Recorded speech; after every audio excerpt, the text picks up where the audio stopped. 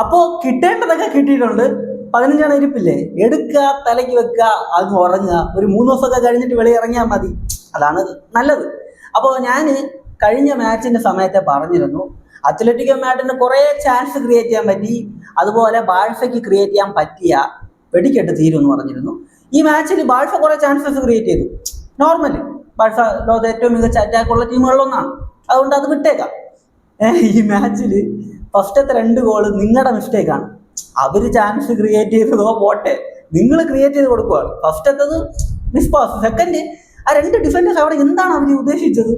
ഈ ഫോർമേഷനിൽ ഇങ്ങനെ അവിടെ നിൽക്കില്ല, അതേപോലെ നിൽക്കുക, അങ്ങോട്ടും ഇങ്ങോട്ടും വേണം. നടുക്ക് നിൽക്കുന്ന ലെവൻഡോസ്കിക്ക് ഈസി, മാർക്കിംഗ് ഇല്ല. മാർക്കിംഗ് എന്ന് പറയുന്നത് എന്താണെന്ന് അറിയാൻ പാടില്ല. ബാഴ്സയുടെ ഒരുമാതിരി ഒരു തേങ്ങ ഹൈലൈനാണ്, അത് ഞങ്ങൾ യൂസ് ചെയ്യും. എവിടെ ബാഴ്സ ഈ മാച്ചിൽ ഹൈലൈനാണ് കളിച്ചത്. യൂസ് ഒന്നും ഞാൻ കണ്ടില്ല കേട്ടോ, യൂസേജ് ഒന്നും കണ്ടില്ല. ഫസ്റ്റ് ഹാഫിൽ ഒരു 3 ഉണ്ടായിരുന്നു, 3 ചാൻസസ് ആ ഒരു ഹൈലൈൻ വെച്ചിട്ട് നിങ്ങൾ ക്രിയേറ്റ് ചെയ്തു. സെക്കൻഡ് ഹാഫിൽ ഇല്ല. സെക്കൻഡ് ഹാഫിൽ റയൽ എന്ന സാധനം അവിടെ ഇല്ല.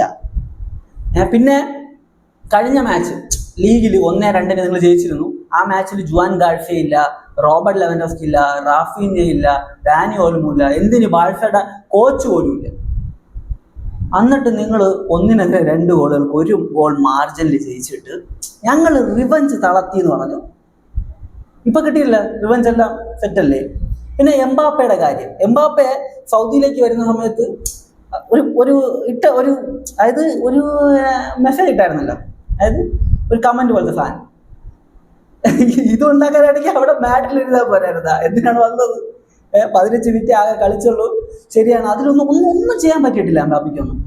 അതായത് എംബാപ്പെ ഇഞ്ചക്ഷൻ ഒക്കെ ചെയ്തിട്ടാണ് കളിക്കുന്നതെന്ന് പറഞ്ഞു. എന്തിന്? ഇത് ചാമ്പ്യൻസ് ലീഗാണ്, ഫൈനലാണ്, വേൾഡ് കപ്പ് ഒക്കെ വരികയാണ്. ചുമ്മാ കുറച്ച് റെസ്റ്റ് എടുത്തിട്ട് പ്രോപ്പറായിട്ട് കളിക്കുന്നതിന് പകരം ഇഞ്ചുറി ഒക്കെ പറ്റി കഴിഞ്ഞാൽ പണി കിട്ടും. പിന്നെ എനിക്ക് അവസാനമായിട്ടൊന്നേ പറയാനുള്ളൂ, റയൽ മാഡ്രിഡ് തിരിച്ചു വരും.